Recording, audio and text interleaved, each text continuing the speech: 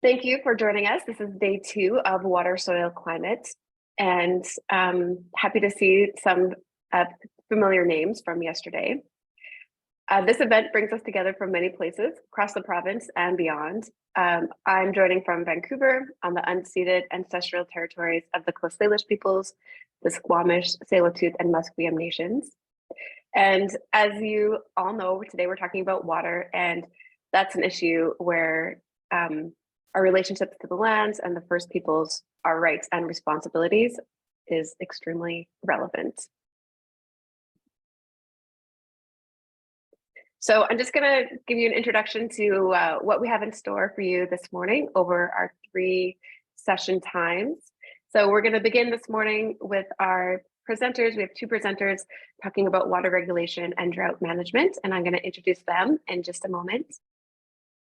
After a very short break, we're going to be moving to a panel where we have 4 panelists from across the province, bringing 4 very different perspectives about what they're working on locally to respond to water management issues. And then following that, we're going to end the morning with a discussion session. There's going to be a short presentation from the Ministry of Agriculture sharing what they heard in their farmer consultations this fall, what they heard about water issues from farmers. And then we're going to break into small group discussions around the research needs to address water issues. And that will really run the gamut of different ways research can play a role. Definitely encourage you to join those group discussions at the end of the day. It's a great way to have a chance to connect more directly with some of the other participants and be able to share your ideas. Let's get started. So our first speaker this morning is Reilly. He is a statutory decision maker under the Water Sustainability Act. He's joining us from the Ministry of Water, Land and Resource Stewardship, known as Walrus. And he is part of making water license decisions in the Okanagan and supervisor for the Penticton Water Allocation Team as part of the Okanagan-Shuswap Natural Resource District. And he's currently working on the team on implementation of groundwater licensing requirements under the Water Sustainability Act. So thank you so much, Ray, for joining us this morning. I'm going to let you share your screen now and get us started with our first presentation this morning. Great, thank you. Thanks very much, Shauna, for that introduction. Reilly, working for the Ministry of Water, Land, Resource Stewardship, as Shauna was saying. I just wanted to mention that I'm joining today from the traditional territory of the Okanagan Silk people here in the central Okanagan, where I live in West Kelowna. So we're going to be talking primarily about the Water Sustainability Act this morning and drought management under the WSA. Just want to mention that the province, based on what's happened specifically last year, but the last couple of years, we're taking a slightly different approach to drought in 2024. We're looking at what's happening with the trajectory of the climate that we're seeing these days. And it's moving from drought being a local and temporary issue to more of a provincial and long-term issue. So instead of occurring for a short period of time in a small area of the province here and there, they're looking at it occurring more broadly and for longer term. This means we're focusing on things like preparation, planning, and communication. And we're trying to improve our communications on drought management under that WSA. This was a big piece of feedback that we got from last year. I will say that I'm going to try and zip through some of these slides pretty quick. This is a presentation that has generally taken a little more than the time we have, so I may go through a few of these pretty quickly. The Water Sustainability Act came in 2016. It replaced the Water Act, and the Water Act replaced the Goldfields Act, which dates back to 1859. The Water Sustainability Act introduced groundwater regulation to the provincial regulation system. Up until that point, under the Water Act, it was only surface water that was regulated. Now groundwater and surface water are treated the same. The WSA introduced some new principles such as environmental flow needs and the need to manage for environmental flow needs in surface water. And it also introduced some new tools for managing water, such as water sustainability plans, temporary protection orders, things like that. And there's a definition of environmental flow needs there. Under the WSA, we're issuing water licenses as we have under the Water Act before it. A water license gives the license holder the right to divert and use a certain quantity of water for a certain purpose during a certain time of the year. So you can have, 100,000 cubic meters a year for irrigation, and that occurs between, say April 1st and the end of September, something like that. The water license gives the license holder the ability to construct, maintain, and operate works.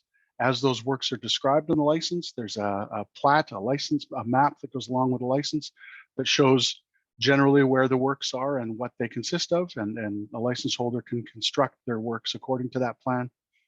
And if you hold a water license, you can receive notice of applications that may occur in your area where those new applications have an opportunity to possibly impact your rights. So then that gives you a say in what kind of a decision the province is going to make on those newer license applications. Each license has something called a date of precedence, which is commonly referred to as the FITFR date, first in time, first in right.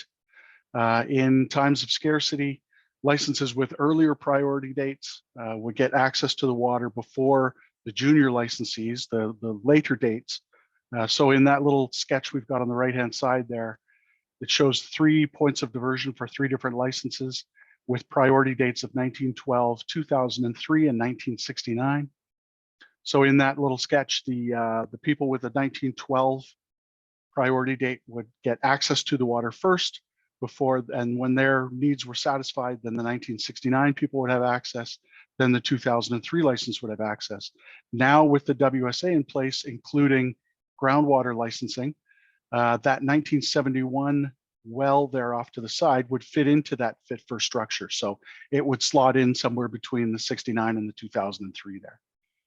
I think it's worth mentioning, and it's something that we emphasize quite regularly, is that water license does not ensure that water will always be available. It is a license to access to divert and use water when it's available, but it's not a guarantee that it will be available. Just a quick word about unauthorized use. There's folks out there that are using water without a license or without an application submitted. If you are one of those folks, or if you're identified as an unauthorized user, the advice we would have is to stop the use, reach out to Front Counter BC for assistance and guidance in making an application for an authorization, and then complete that authorization for a water license as a new user.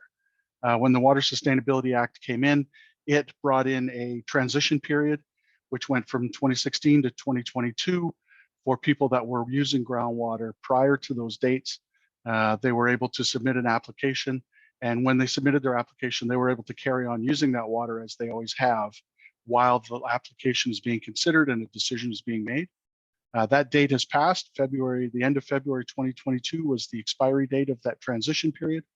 So now anybody that's making an application, it has to come in as a new use. So either groundwater or surface water application.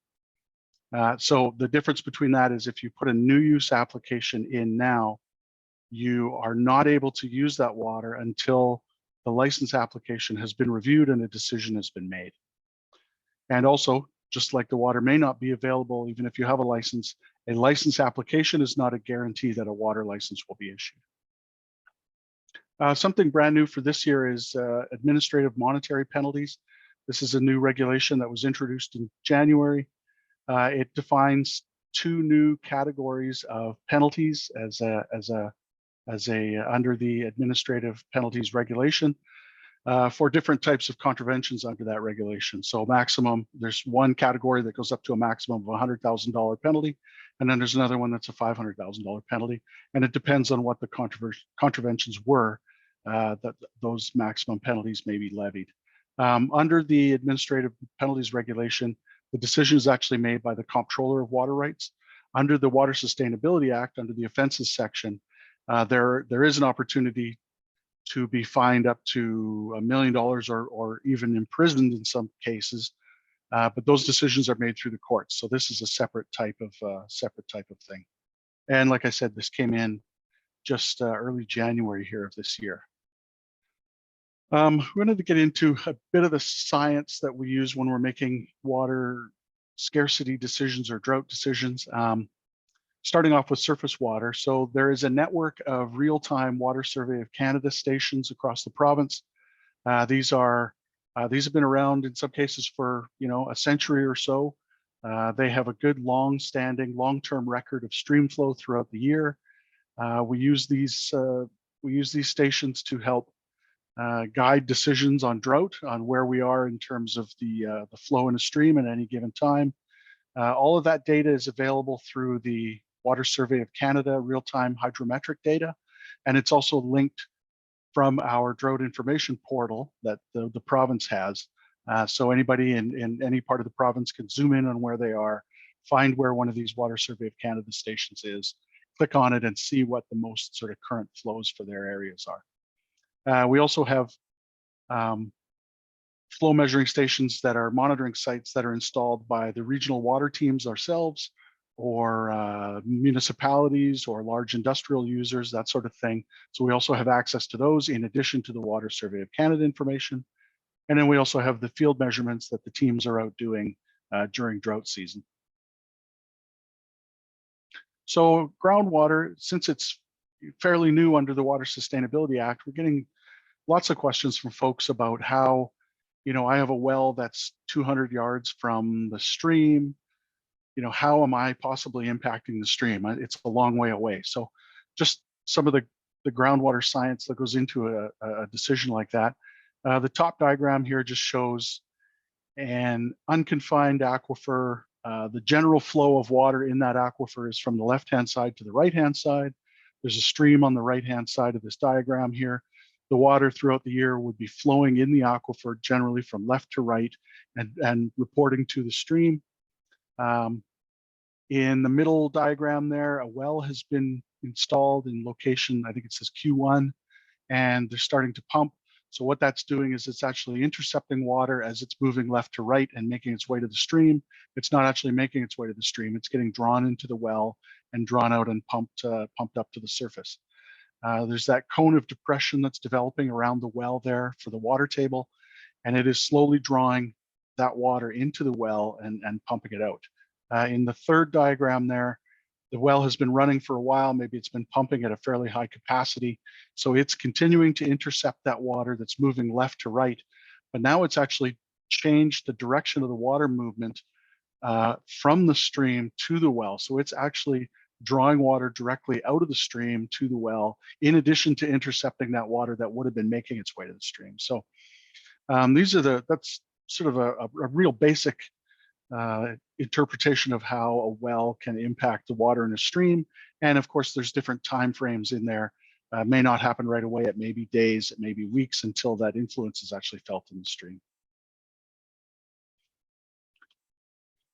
We also have the groundwater well observation well network.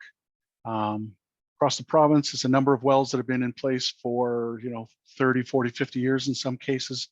All that information is also available on the groundwater level data interactive map. And when we have the surface water monitoring sites along with an observation well network, you can pair up that data if they're in similar areas in the same aquifer that's hydraulically connected to the stream.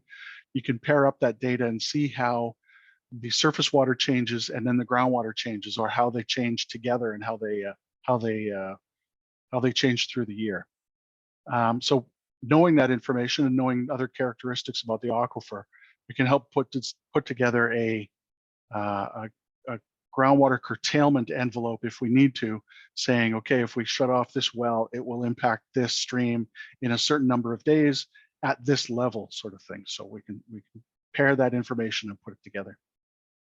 On the fish side of it, the science is, it's very regional dependent, and it's based on professional judgment of regional experts, including things like the assessment of migration, spawning, rearing, timing, and flow needs, research and data collection.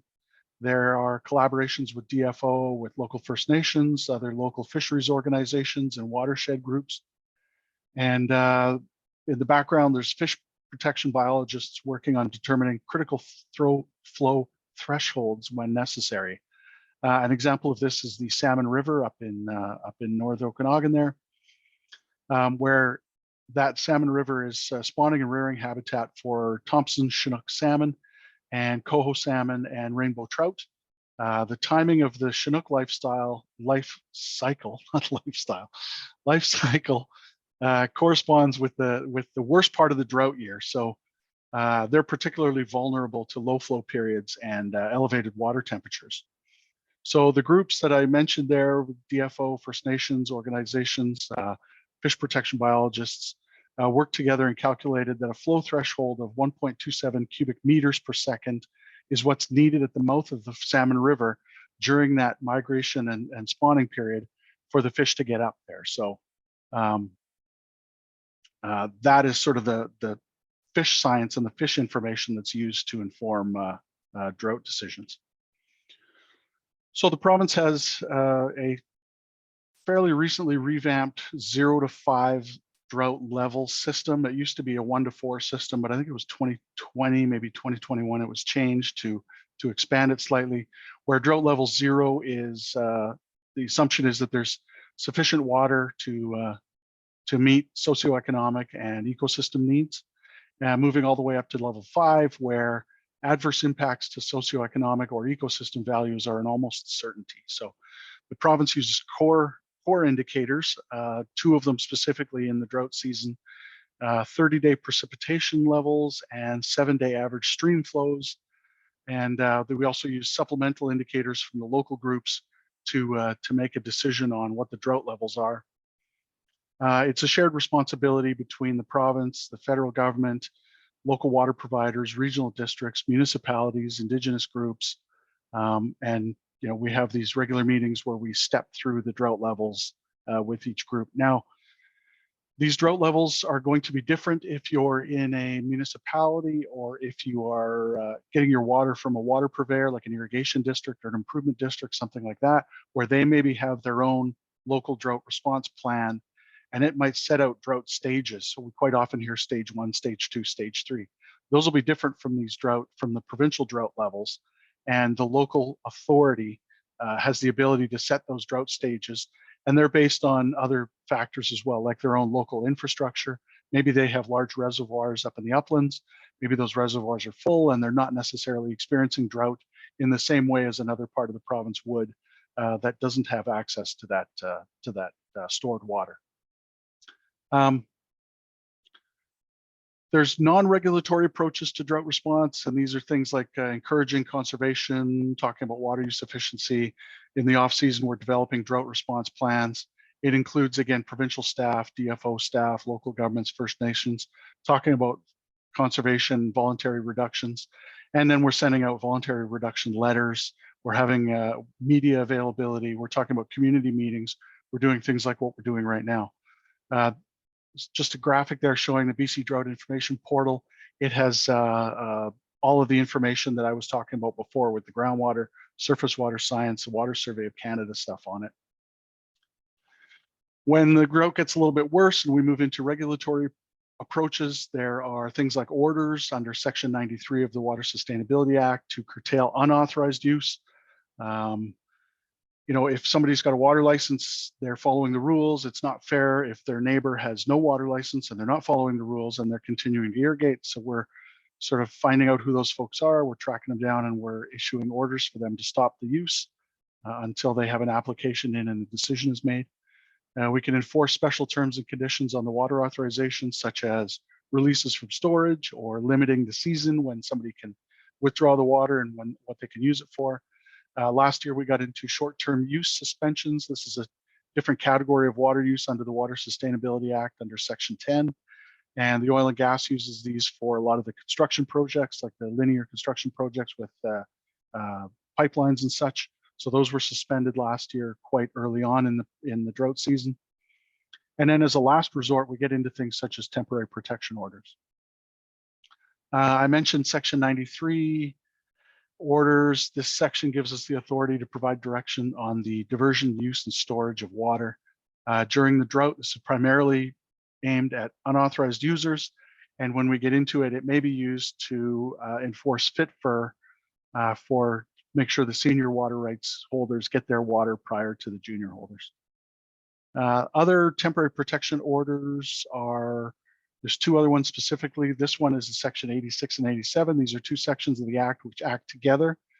What happens is the regional staff identify one or more streams in an area that have fallen or are at risk of falling below a critical threshold.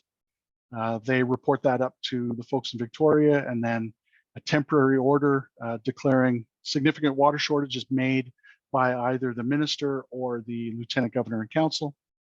That triggers section 87 of the Act, where the comptroller has to define what the critical environmental flow threshold is. So they're working with the biologists and the groups of folks that I mentioned earlier to define that CEFT. And then the local water staff will be if issuing section 93 orders to restrict water use according to the data precedents FITFR. So section 86 and 87 is based on that FITFR system.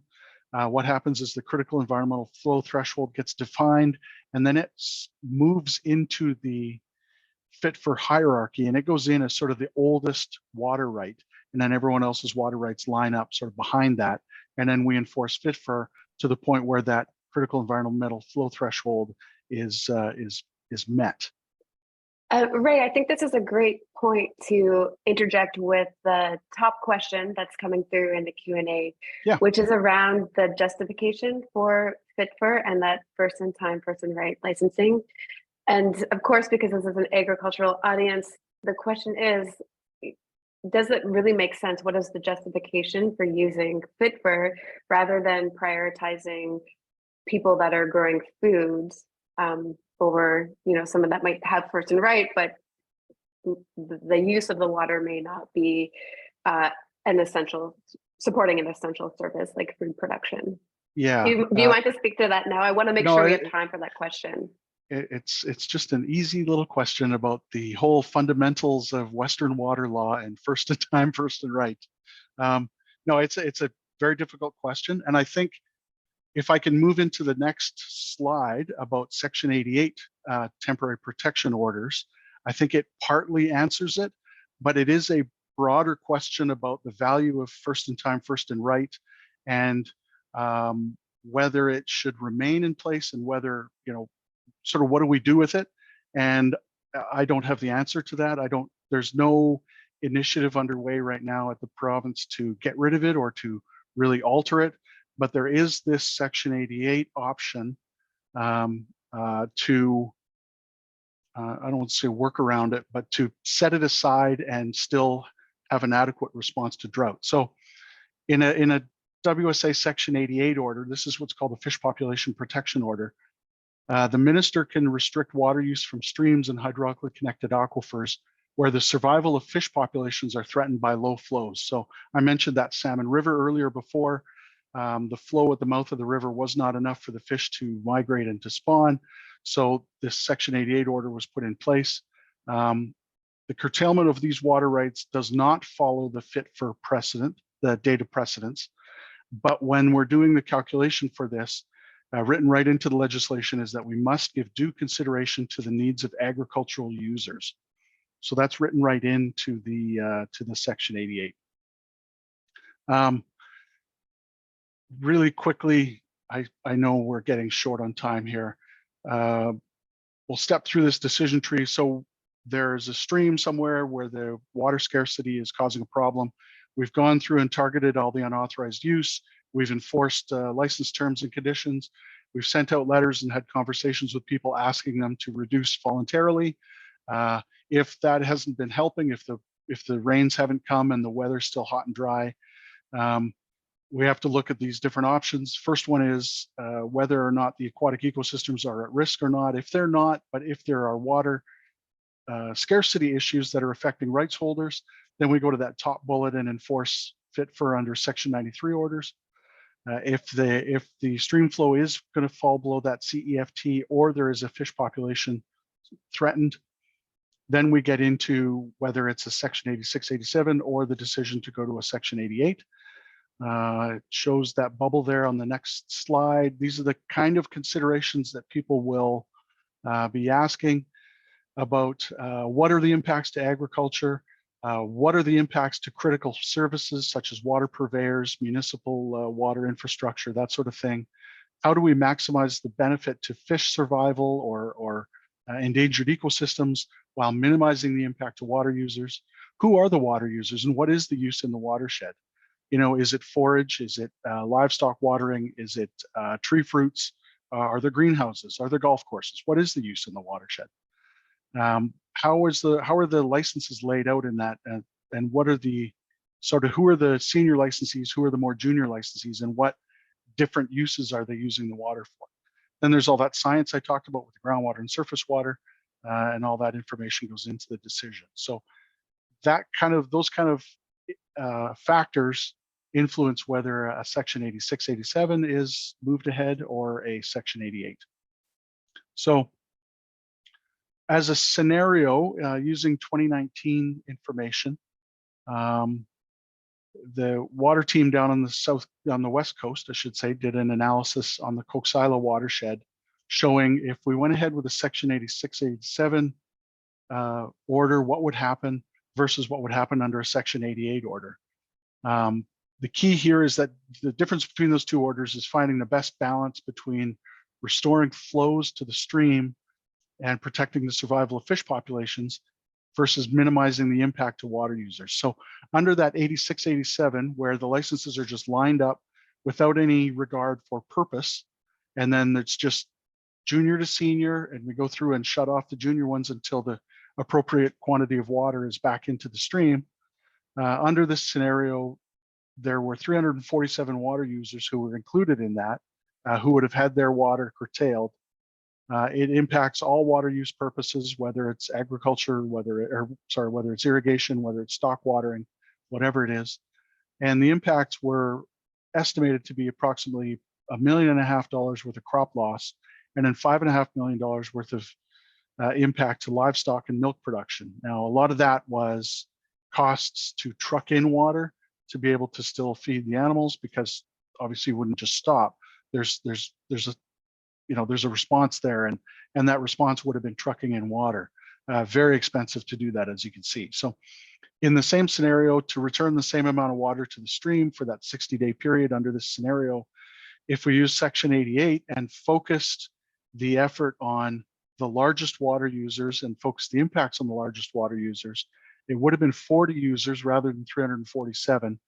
And the impacts would have been to forage crops and industrial users. And there was estimated to be about a $500,000 crop loss. So the difference between the two is quite dramatic. It's not to minimize the crop loss for the forage users. Obviously, that's still a huge impact, but it is much less than it might have otherwise been. So those are the two paths with the 86, 87 versus the Section 88. And I hope that kind of answers the question. It shows that there's different options, and it's part of the decision-making process that the province has. I do want to make sure that we have time for questions, so I might interject here again with one of the other top themes of questions that's coming through. And so the question here is really around water licensing and new entrants. So now that this grace period of historical users that aren't registered is passed.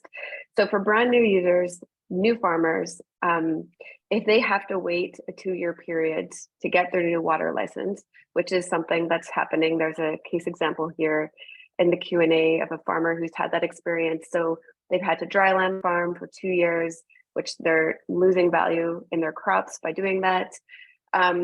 So, given that we have these challenges with farmers aging out and we need new farmers, yet new farmers are not able to farm if they don't have water access.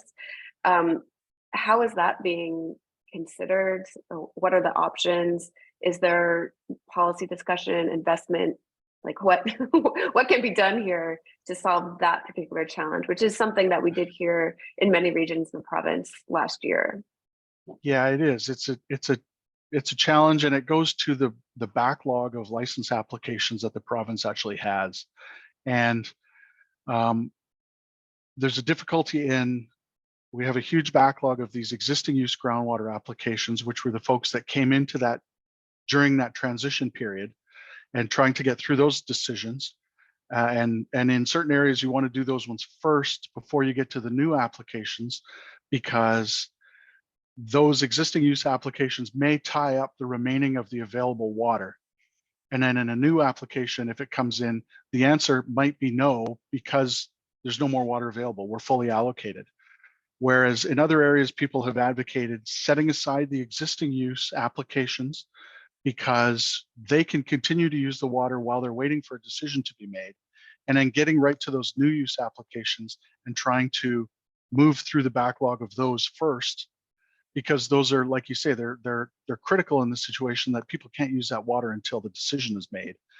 And it's really unfortunate to have to wait that long, like you've described, 2 years. The province has different, I'll call them task forces, working on different approaches to this and trying to clear off the existing use groundwater stuff, trying to get a clearer picture of what water is actually available in different watersheds before moving into making those new use decisions.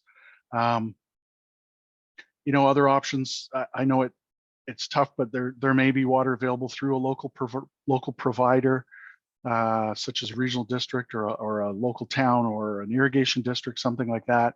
It may not be available for the same cost as ultimately what a water license will be, but it may work in the interim just to get through that period while waiting for the decision to be made.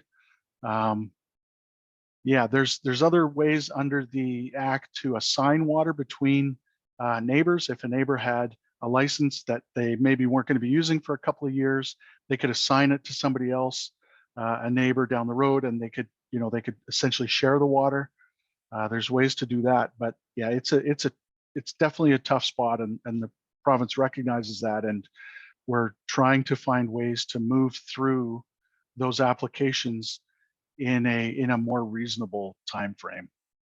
Yeah, I mean, and a couple of things that have happened in other jurisdictions. So other provinces in Canada do have a minimum threshold under which you wouldn't need to have a license. Right. So that could actually cover some of the small farms. People have also brought up lease farmers that are operating on leased land. The leasing farmers aren't eligible to get those water licenses or weren't there previously. So maybe I'll get you to maybe type for that one. But one last question I want to bring up, because again, it's actually, there's two other ones I want to bring up to you before we move on to the next speaker. So one is around on-farm storage. So this is another critical issue that's come up. Obviously, on-farm water storage would be one solution to reduce the reliance on groundwater. But now there's also this licensing challenge with dugouts, and that a dugout would need to be lined until it has a dugout water license. But again, I think there's these same kind of delays and the potential that there could be fines or these kinds of things. So could you just speak to that, just given that that is something that you would want to see farmers doing? And this is something that farmers are actually could be contributing in terms of like an ecosystem service to be collecting water on their farms. Yeah, so could you just speak to the dugout issue? Yeah, that's a good question as well, and it's a tough one because I mean, yes, on-farm storage and people developing their own storage for different purposes is a great idea. It's excellent. It should be encouraged. Where we run into the issue is like you're describing. If you're capturing overland flow or if you're diverting surface water into a dugout, we want to make sure that the water that's in the dugout is actually either surface water or groundwater. And if there is an unlined dugout, there may be water upwelling. It may be flowing up from the groundwater into that dugout.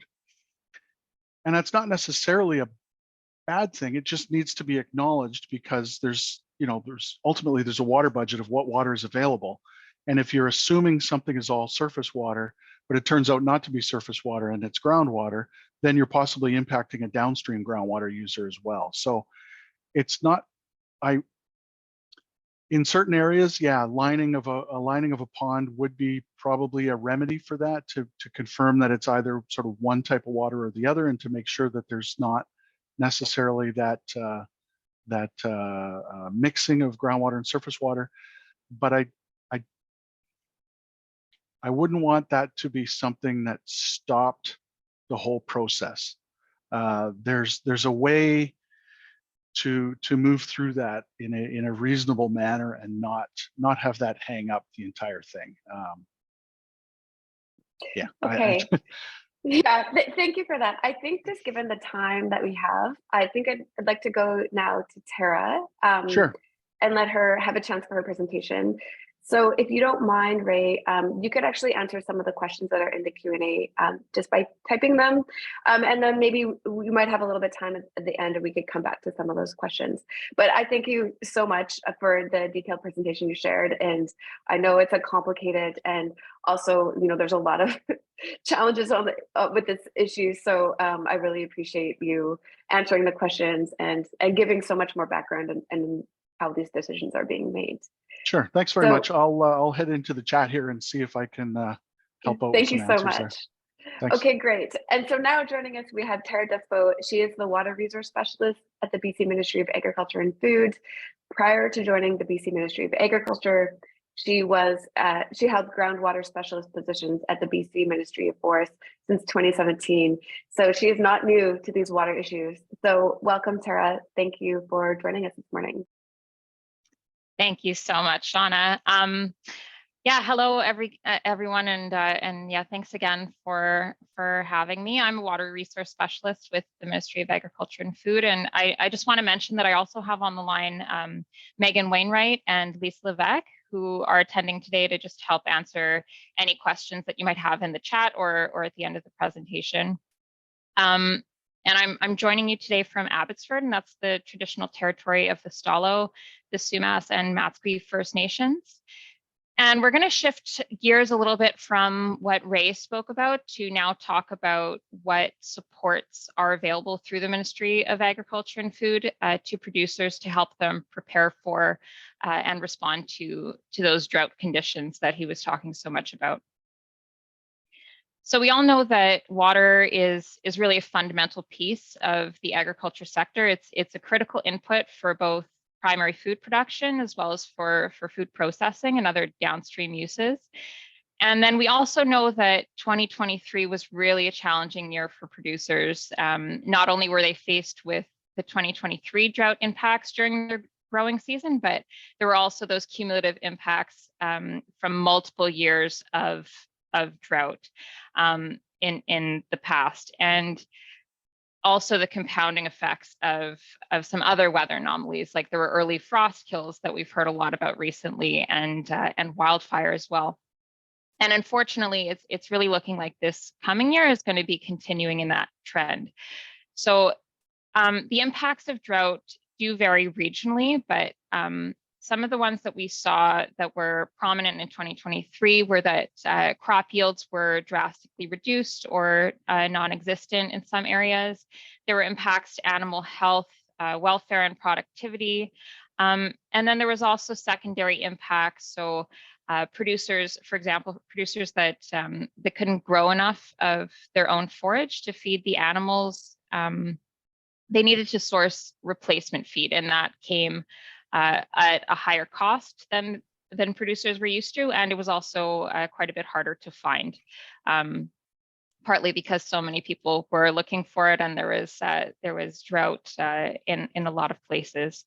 And then last, but certainly not least, there's the stress that drought puts on producers. We're hearing that negative mental health impacts from multiple years of drought and other environmental stressors is really taking a toll on farmers. One of our ministry's main goals is to support producers in preparing for drought as best as they can. And we do this, I would say, in three main ways. One of them being information and tools to support on-farm water management.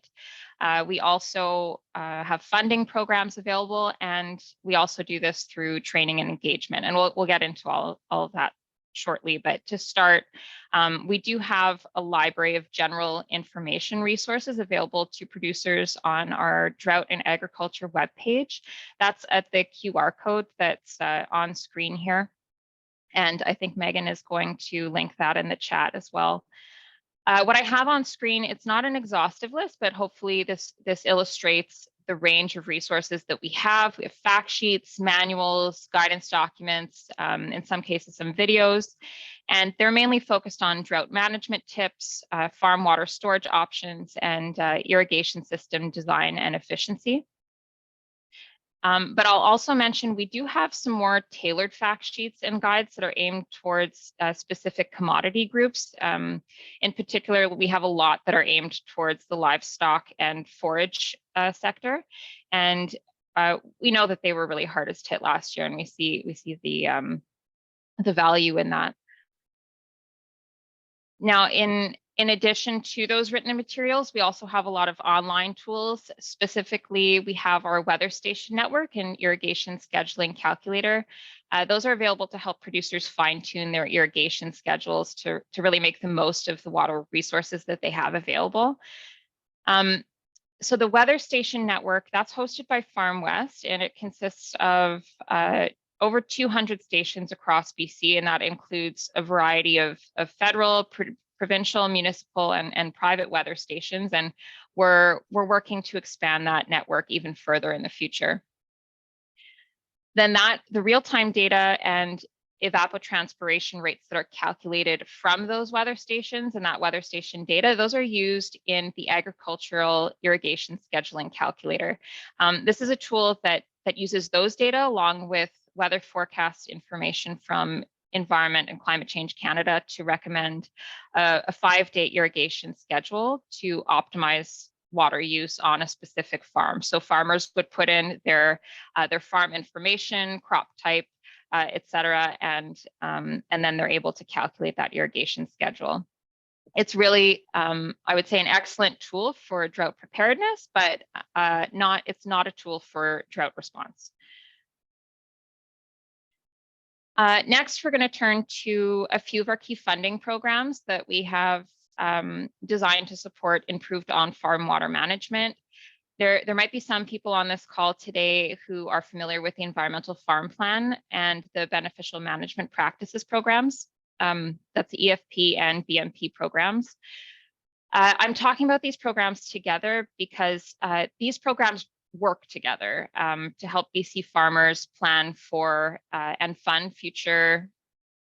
activities that will improve the environmental sustainability of their operation and really maximize the use of their natural resources. So once an environmental farm plan has been completed, producers then become eligible for cost shared BMP funding for a wide range of activities. Here on this slide, we're focused on the water BMPs specifically, and I have those summarized for you here. I'm not going to go through them, but if you want more information on what's eligible, what the funding caps are, and cost share percentages are, those can all be found on the Investment Agriculture Foundation or IAF on their BMP website. We're also happy to announce that the BMP program will reopen the water infrastructure category in 2024, and details of that are going to be available in early March, and the application intakes are going to follow soon after that.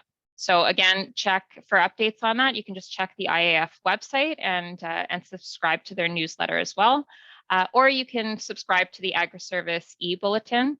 The QR code for that is at the end of the presentation. But either way, these you can get updates through those two main sources. Then the next program I really want to highlight is the Agriculture Water Infrastructure Program, or the AWI program as we know it. And that's designed to allow farmers to really enhance their current water infrastructure so they can make more efficient use of the water that's available to them. And I'd say a feature of the AWI program that makes it really important is that it's open to a much wider range of applicants than the BMP program.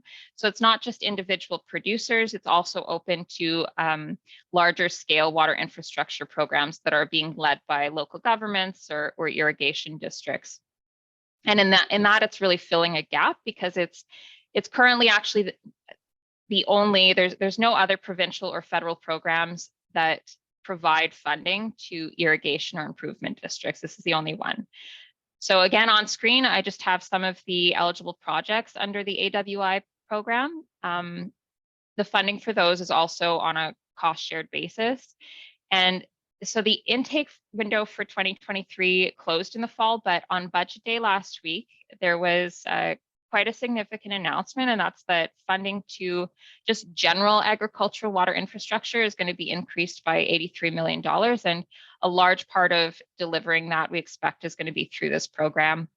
So the program's not all of that 83 million will go through this program. It's going to be through other water projects as well.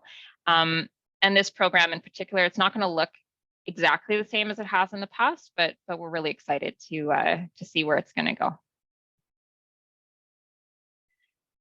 Now moving on to an area where our ministry is very active, is providing training and engagement opportunities for producers. So for example, I have some of the key workshop series that we are involved in organizing here on the screen. So we have the Drought extension workshops for livestock and forage producers that took place in fall 2023. And those were to assist livestock producers with making business decisions going into the winter. Information packages for those are still available, and plans for the 2024 season are underway. The offerings for those are going to be based on interest and the needs of the sector. Then we have our series of agricultural water management workshops. Those have been taking place for many years. They're focused on providing practical training and advice that covers irrigation system selection, performance, and considerations for design, drought preparedness, and also efficient water management tools and strategies. We have these scheduled in various locations around the province at the moment. There's already been, some of them have already taken place, and there's actually a road show that's going to be starting in Williams Lake this coming weekend, and then moving along the Highway 16 Northern Corridor. So excited for that. And then of course, there's our Decoding Drought Management engagement sessions. Those include a lot of the content that I'm talking to you about today, that I'm presenting to you today. Those are designed to really open dialogue with communities around drought and to demystify the drought management decisions that are being made under the Water Sustainability Act. And with these sessions that are really a collaboration between agriculture and waterlands and resource stewardship, we're also focused on finding collaborative solutions to water management at the watershed level, and on receiving feedback on how we can improve communications with the sector going into this year. And then finally, we're offering a series of field days this summer, and those are going to be to demonstrate and explore practices and innovations that are available to producers. And then moving into how we help support producers during drought. So first, a major support role that our ministry plays is through communications. And some of this that I have on the slide is what we already do, but moving forward, we really want to do more of. And one of our key goals this year is to get the right drought information out to producers faster so that they can make informed and timely decisions about their operations. So the first one we have on the list is the Agri-Service BC e-bulletin. We send these out already, but we're going to be adding a specific drought information section this spring, and also typically it was on a provincial scale, but we're also going to be rolling out regional editions of the bulletin this coming year, and we'll be sending them out more frequently than we have in the past. We're also getting a lot more active on social media. So we have our Agri-Service BC Facebook page where we've been putting notices out for our workshops. And we're also, in this coming year, we're looking to highlight some of the key tools and resources at specific times of year when they're most relevant through that Facebook page. And then I have here the BC Drought Information Portal. I know Ray brought this up in his presentation, but really think it's important to highlight it again. This it's here that you're going to find the most up-to-date information on drought conditions and drought levels across the province. So I just wanted to highlight that again. And there's another of other communication roles that we play. We support the Ministry of Water, Lands and Resource Stewardship, or I'll refer to them as WLRS. So we support them in developing their drought-related communications to water users and provide a support role in community meetings that occur in some areas of the province. We also develop and promote a wide range of drought-related information resources and supports. So for example, last summer, we prepared information packages for the people who were impacted by temporary protection orders, and that included things like contact information for local water haulers and links to some of the resources we've already discussed today. We also connect with industry associations to make sure that they're aware of provincial drought response actions. And in turn, they help us understand how their sector is being impacted and what their members need. And then on the ground, we have, of course, our regional agrologists who are always working hard throughout the year, and they're there to support producers who are being impacted by drought. They attend community meetings and of course, do direct outreach as well. So as we heard from Ray, in several watersheds across the province in 2023, they had to make the difficult decision of implementing orders for some water users to temporarily cease their diversion of water so that they could reestablish minimum flow levels for fish. And again, those orders fall under Section 88 of the Water Sustainability Act. They're fish population protection orders. And those require consideration of agricultural water users. So our team, what we do is we work to understand and estimate the potential impacts to the agriculture sector that would result from those temporary protection orders being put in place, so that those impacts can be considered in WLRS's decisions on whether to issue them or not. And then our ministry's regional staff is, of course, going to continue to participate in regional technical working groups this coming summer so that they can continue that conversation and provide a real strong voice for the agriculture sector's interests. Okay, well, let's now talk about community-based solutions. These are a pretty successful strategy that we do really want to promote widely. So for example, in the Cook-Sila watershed on Vancouver Island, there was a consultant hired to help coordinate when community members scheduled their irrigation so that they weren't all irrigating at once, and that helped reduce the pressure on their water resources. So in recent years, that approach in the Cook-Sila has been effective in preventing or at least delaying temporary protection orders, and we're looking to expand this approach into other areas. I also want to note that we've had an expression of interest out over the past few weeks that was open to the public. It's actually closing today. That expression of interest was seeking individuals to fill two separate functions among some others. One of those functions is to act as a community liaison and resource to help coordinate those community level strategies, like coordinating irrigation scheduling.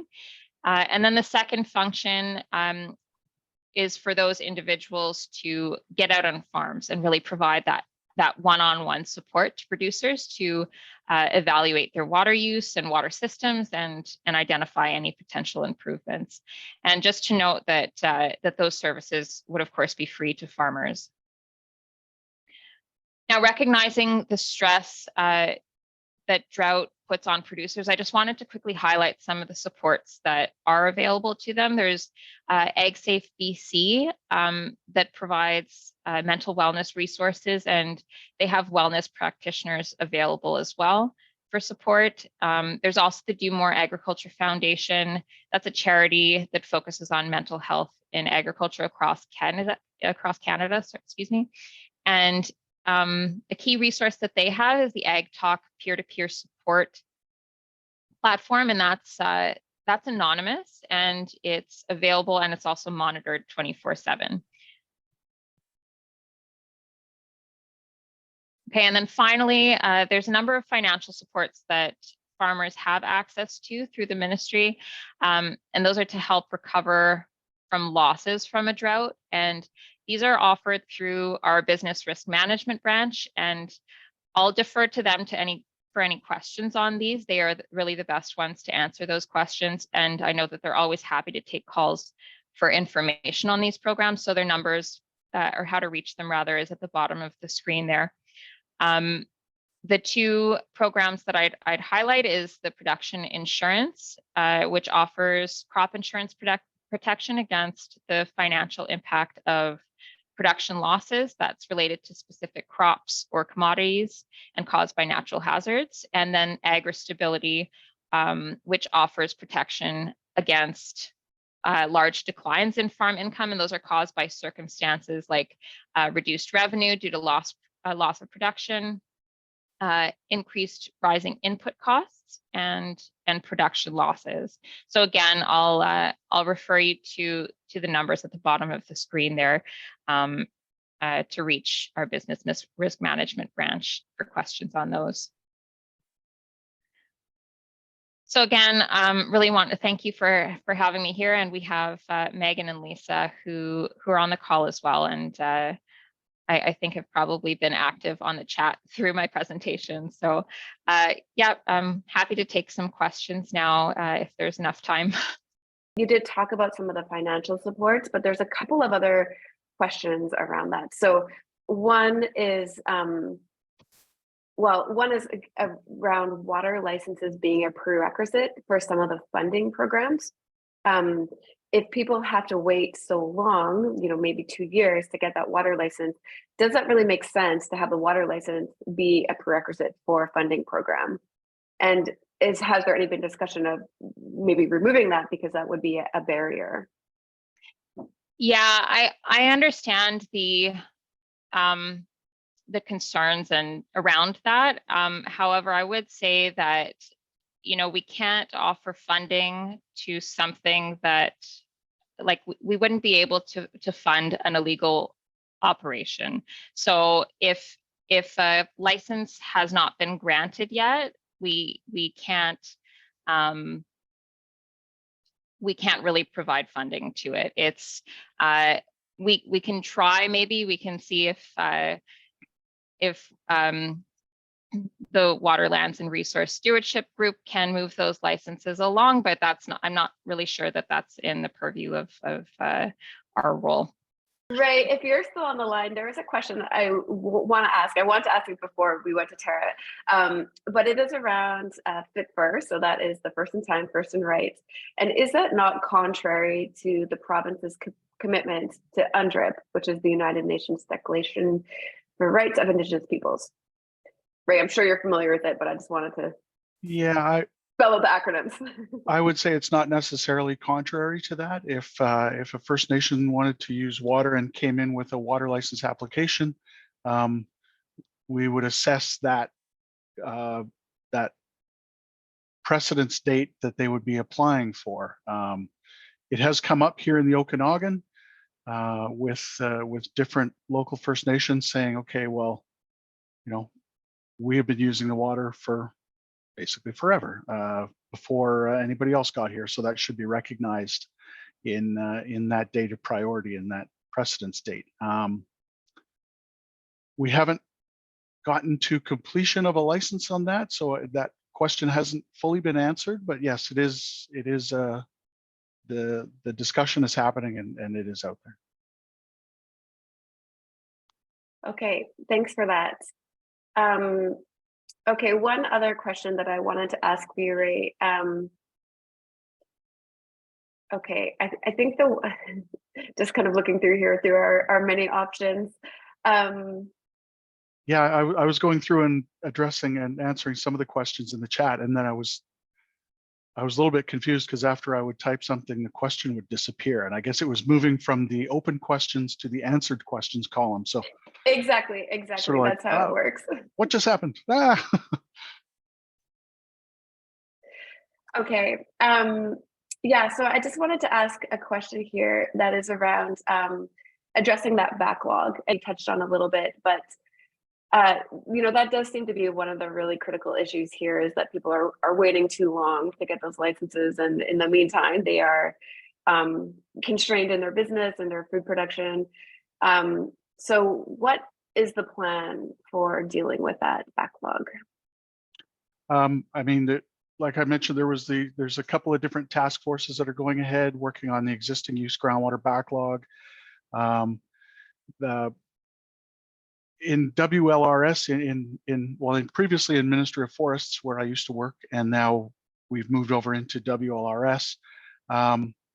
We're quite regularly putting forward Treasury Board asks for more staff to increase our resourcing, to get more people on the ground and more water officers who are able to make those decisions. Some of those have been successful, some of them haven't. We're sort of at the whims of government there and how they budget things. So we're kind of, most of the time we have the people we have, and we have to do the best with the people we have. There are always competing interests for our time as well. Like last summer, the more time that water staff were spending on drought was less time they're spending processing water license applications. So in a way, the drought kind of exacerbates the issue and makes it even worse, which is not helpful because it's people that are waiting for a license, and it can get into an unfortunate sort of spiral there. I would say, given the profile of drought and given the profile of water now, there are many more discussions going on at the executive level about setting priorities and how we do the work that we do in terms of water license decisions. And I think, again, because of that profile, I think there's some changes coming to how those things are prioritized and what gets pushed to the top of the pile and what maybe gets moved off the side of the desk. That may not be very satisfying, but that's probably about as far as I can go with that without sort of talking myself into a corner.